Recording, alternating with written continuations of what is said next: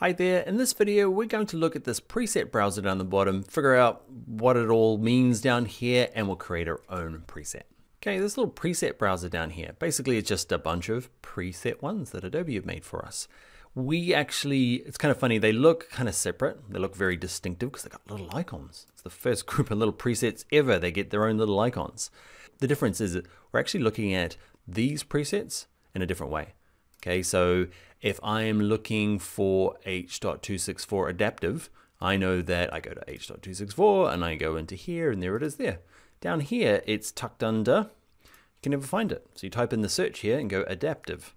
And there it is there, it's under broadcast, okay, and there's my high bit rate.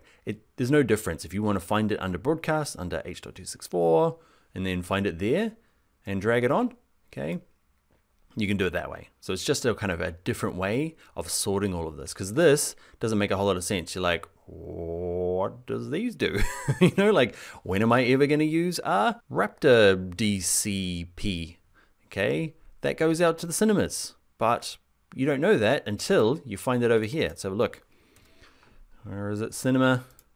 And there's my Raptor DCP. So it's just a different way of figuring these kind of presets out. Now, applying these presets, I showed you search. That's really handy. You can search for things. Okay, if somebody's asked you for a file format and you're like, sure, I can give you the EXR format, EXR, and just send them all of these. Okay, so search is useful. Applying them up here is interesting. So let's say that you do decide that under broadcast, okay, we are using this DNX HD, a great kind of like in-between editing format. Okay, somebody wants that from you, like, great, I can do that. So I'm going to go to my 1080p and I'm going to go to, I've been asked for this. So here it is. So I want this plus this. So if I drag it on top of the words, okay, right on top of the words, it replaces it. Undo works, great. If I want it to, as well as, just drag it on top of the actual name of the file rather than the name of the preset. Can you kind of see the icon changing there? That side to side somehow means we'll switch a Rooney. This one up here is going to add to it. So depending on what you want to do. Now we're not going to cover all of these because I don't know what all they do. One thing to note is most of the things like broadcast and cinema and like Blu-ray and DVD, those are really strict rules that they have to follow in these presets. So those you can trust because somebody's, it's very important for the industry and those are great. Some of the more kind of like social ones, they can get out of date. They seem to be doing better at keeping up with them. Okay. And why you would bother using, like, why would I export the Facebook 720p and also the Twitter 720p? Yeah, for a couple of reasons. One is they'll be different. Okay. You can see here that they've asked for the different target rates. Okay, and it might be the difference between, most of them all upload now, okay, for things like this, for social media. The difference might be is processing. Have you ever uploaded something to YouTube and it's like spends ages trying to re-encode it? Basically, they always try and re-encode it, but if it's, if it's exactly what they want, often it can kind of pass through a lot faster. The other reason is that the processing that they're probably going to do anyway, okay, the re-encoding, you're going to send them something and they're going to redo it anyway to make it good for them, is that if it's far off what they need, you can end up with like some bad quality issues. As in the format that you send them might just combine badly with the way that they're going to re-encode it for their platform. That's why you might do these separately. I don't. I use a generic one and just send them to all of them. Because in honesty, I don't see the difference and I'm not in the quality game. A lot of the stuff I do is going up to social media. They're kind of throwaway stuff. It's not high-end movie trailers. And that might be your game. So you might be exporting these all separately just to get the best out of all of it. If you spend millions of dollars on visual effects, rolling the dice with the encoder on the platforms is not what you want to do. So do check in here, make sure they're up to date. We talked about it kind of earlier. But a lot of these ones, like these broadcast ones, are super helpful for me because I don't have a lot of experience here. So when they do ask for settings, I can either ask for them, okay, and the helpful people can export me their version if they're using Premiere Pro, or I can get their spec sheet and I can find often what I need in here. The difference between Mac and PC is interesting. You will see other, okay, on Mac, it's all ProRes stuff because it's all Apple, okay. If you're on a PC, depending on when you are in the future or what version of Premiere Pro, they do change these often and rearrange them. But you'll find some specific ones that might be important to you. You'll find like the Windows format, okay, that that weird not weird, but it's an older format that only plays on Windows. You might be needing that. It might be optimal for your workflow. You will find it in other, or again, just type it at the top here. It should dig it out for you.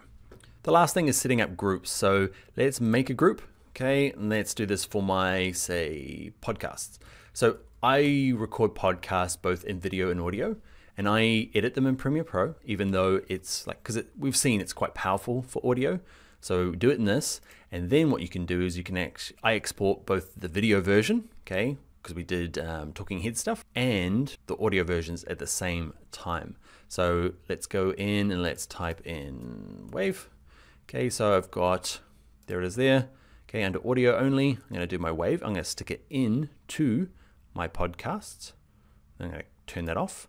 What else do I want in there? I want my adaptive, or whatever you're using. I'm going to do a high res version and a low version. And also, often you like one other kind of preset in here I get you asked for all the time is, let's say, you know, I'm dealing with somebody who only wants MOVs. I'm like, why? And they're like, because we only want MOVs. Like, because they're hoping for like ProRes 422 or something else. Their uploader won't accept anything but 422. I know that I need it to be MP4, okay, but I can rewrap it by doing something like, where is it? Let's have a look. MOV. Oh, can't just type in MOV. I think it's in brackets. MOV. Nope. Rewrap. There it is. There it is there. It's under broadcast, QuickTime, and I can rewrap. And it's just basically, it's not changing the codec. I'm just going to rewrap it with the .mp4. Okay, so I can close down my little searchy thing. And now I've got this one. I can say, great, I've got this. Let's drag it on top of the name here.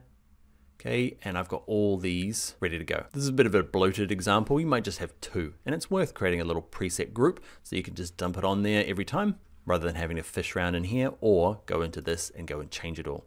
To create your own preset, it's similar to what we did earlier on when we were creating proxy presets, but let's cover it again quickly here. Create new preset, encoding is what you want.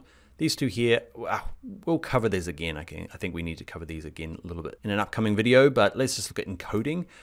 It's funny, the word export, encoding, rendering, transcoding, mostly, when mostly people are using it, they all mean the same thing. Creating a file out of Premiere Pro. They have slight differences, but basically they're all interchangeable when most people use them. Rendering and encoding are pretty close. Transcoding kind of means when we are shifting it from one codec to another. Okay, like we did with our proxies, we go from like an H.264 to say a ProRes so that we can edit it faster. We're kind of like transcoding, exporting, they're all interchangeable-ish. So my new preset is going to be H.264. I need some sort of, I need something that's kind of in between high and medium. Okay, I'm gonna start with medium to kind of get everything kind of going. Then in here, I'm gonna say, actually, I'm gonna do variable bitrate 2. Okay, and let's say that I need something like 4 and 6. Give it a name. Give it a name. Let's click OK, and you'll see mine's kind of ended up, where is it? Ended up in the wrong place. So I'm going to drag it out into my user presets. Okay, and close those groups down. So that's creating your own preset. And that is about all the value I can add from the preset browser. All right, let's get on to the next video.